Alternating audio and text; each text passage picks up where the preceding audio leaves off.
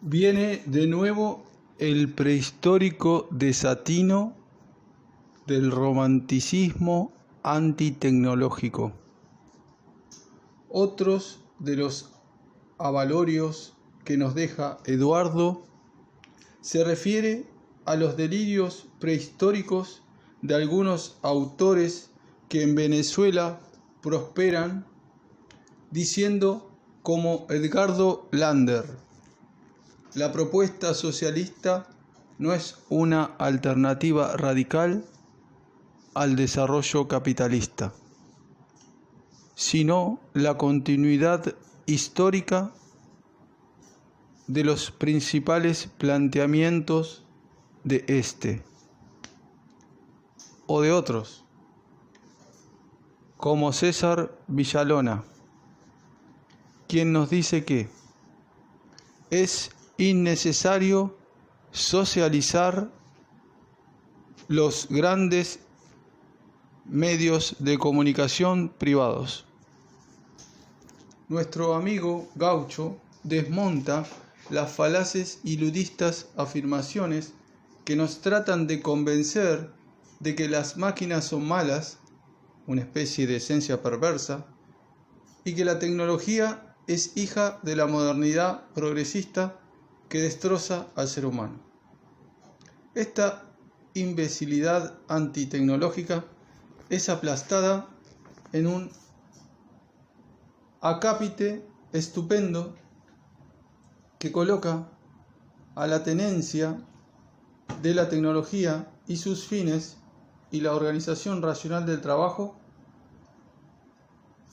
en las manos de la clase obrera, como herramienta fundamental para el desarrollo polifacético de la clase trabajadora, liberándola de las tareas más duras y agotadoras del trabajo. Es vital el uso y disfrute de la tecnología por quienes queremos emanciparnos del trabajo y no pasar 14 horas al día arrancando la yuca con las manos. Muy ligado al romanticismo anticiencia está la defensa idealizada al capital chico que, como Eduardo nos explica, es más agresivo y enemigo de la clase obrera que el capital grande. Bueno, acá quiero hacer una breve acotación.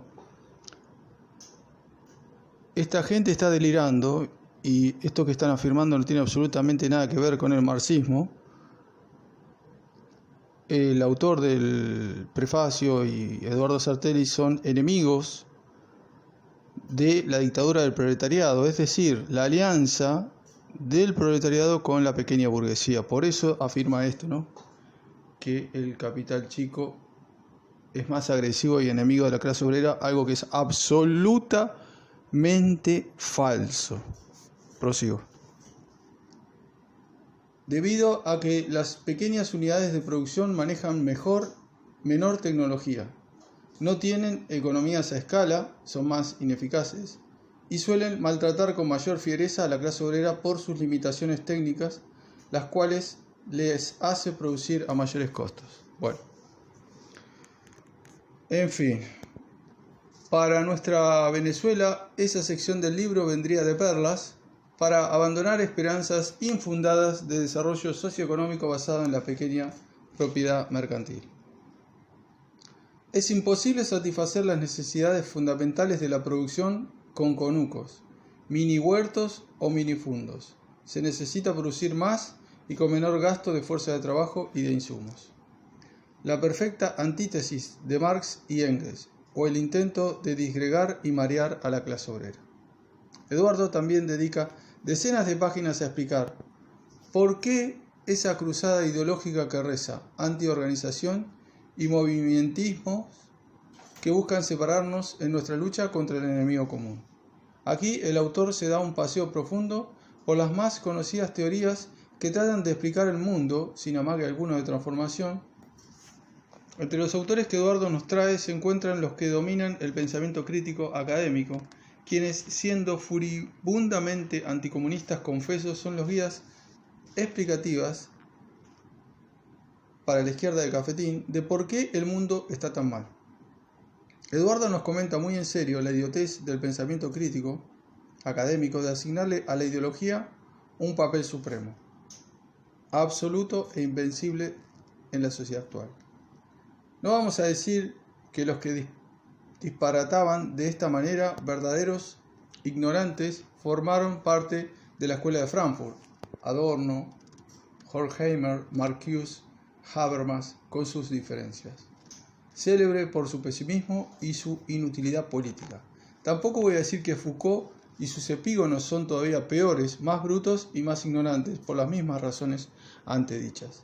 Lo cierto es que para esta cofradía de desahuciados la gente es tonta o le lavaron el cerebro. Sartelli, en el acápite que dedica a la ideología, se esmera en refutar la falacia argumentativa basada en la inmersión total de los trabajadores en redes ideológicas imposibles de romper que nos permitirían actuar revolucionariamente.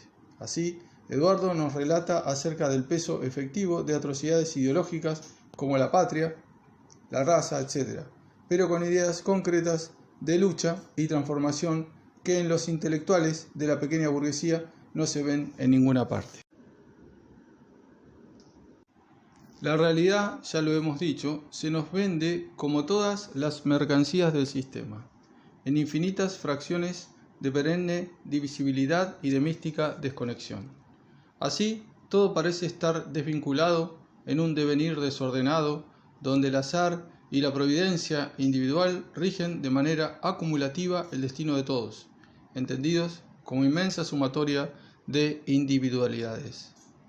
Eso no es solo teoría liberal, neoliberal o el humanismo barato que exalta la individualidad per se, o el centro del universo en el yo, copiando opiniones reaccionarias como las de Max Stirner, Nietzsche, Kundera, o las remozadas de Foucault, Negri, Hart, Virno, Attali, etc. No solamente la derecha formal toma como dirección la individualidad más reduccionista. Sartelli se explaya en la asociación de esas teorías y el movimiento antiglobalización y toda una serie de sectas que luchan por reivindicaciones tan puntuales que desprecian todo el sistema de elementos que permiten las miserias de la clase explotada. En esa línea, Eduardo sarcásticamente habla de los movimientos de hombres blancos gays maltratados por mujeres homofóbicas, o nos cuenta sobre el colectivo de ecologistas en defensa de las plantas originarias de níspero en las islas lluviosas recónditas, criticando a la vista corta de estos movimientos parciales que atacan fragmentos dolorosos de la opresión capitalista, pero que se niegan a reconocer la necesidad de luchar contra el mal que abriga el resto de los trastornos puntuales, el capitalismo. De esa misma forma, los apuntes de Sartelli nos sirven como herramienta teórica de combate contra todas esas teorías, las cuales fundamentan el egoísmo como premisa para la no organización, el antipartido, el autonomismo, el movimentismo, etc. Teorías que argumentan la acción pura, sin programa ni identificación con la clase clave en el proceso de producción, el proletariado, que para ellos se extinguió desde la visión de sus claustros universitarios. Desde esta perspectiva, se trata de hacer desde la izquierda lo que el capital hace desde la derecha, es decir, sembrar pesimismo, desorganización, confusión y desunión entre los trabajadores para hacer imposible la lucha por sus reivindicaciones económico-políticas. La lucha contra el reformismo y la socialdemocracia como enemigos de la revolución.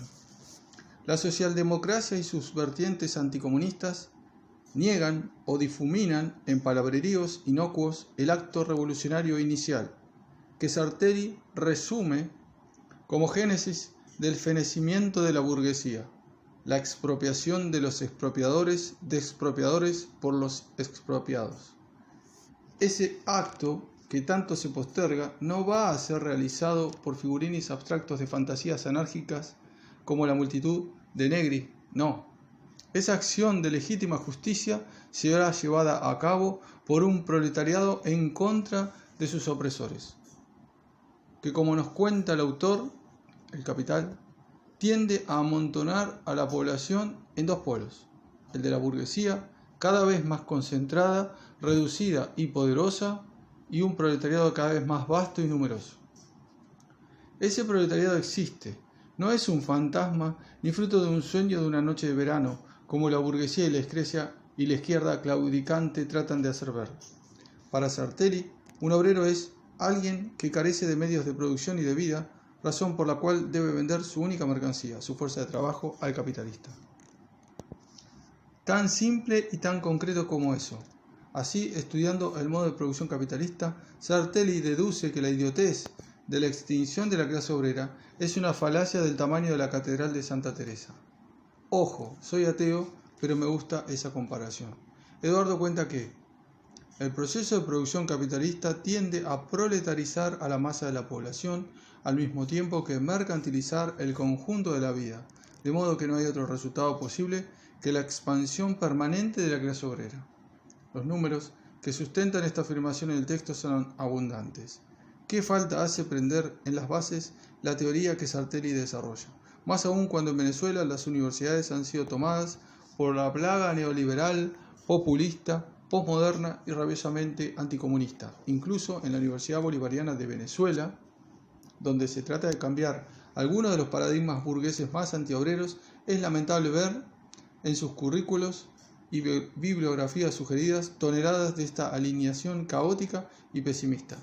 La burguesa y la veladamente crítica, posmoderna. Urge un cambio de paradigmas, y la cajita es de gran utilidad en ese aspecto. ¿Qué hacer? ¿El fin de la historia? ¿El fracaso y la muerte indigna?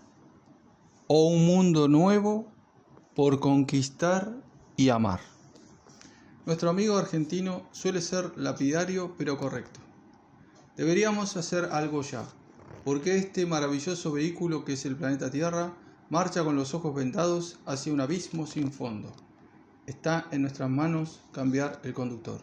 No hay más esperas. El estallido de la depresión dentro de la crisis sistémica del capital, que Eduardo pronosticó de manera casi profética en el año 2004, nos anuncia dos cosas: que el hambre y la miseria van a ser mucho peor, que el imperialismo se tornará más agresivo y la burguesía, como clase rectora, no pensará alejarse del poder en forma pacífica. Hará todo lo posible, mediante agresiones, para sostenerse a través del tiempo. En ese proceso de aferrarse al crimen, destruye nuestro planeta y lumpeniza a la población para hacerla insensible y egoísta, a pesar de ver cómo ella misma se hunde en el infortunio y la indigencia. Es por todo ello que en el libro se transversaliza la necesidad de luchar contra la opresión.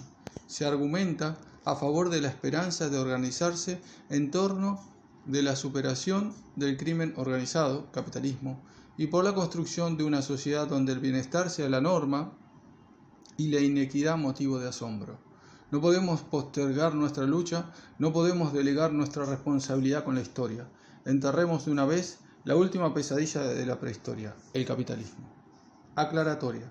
Querido y querida lector y lectora, antes de adentrarme en la lectura de La cajita infeliz, es necesario advertir que esta obra que tienes en tus manos es la primera parte de una trilogía dedicada a explicar el funcionamiento de la sociedad capitalista, tomo 1, la historia de la sociedad argentina, tomo 2, y la trayectoria histórica y perspectivas actuales del socialismo, tomo 3. Cada uno de ellos constituye una unidad inteligible en sí misma y, de hecho, un libro independiente, con su propio título, La cajita infeliz, Adiós a la Argentina y El sueño escondido, tomos 1, 2 y 3 respectivamente. De estos 3 tomos, solo el primero ha sido publicado. Para comodidad del lector, esta edición venezolana desdobla el tomo 1 en 2 volúmenes. Manuel Sutherland, coordinador de formación e investigación de la Asociación Latinoamericana de Economía Política Marxista, ALEM. Bueno, ese fue el fin del prólogo. En el próximo video comenzamos a disfrutar y sufrir el libro del antimarxista Eduardo Sartelli. Venceremos, camaradas.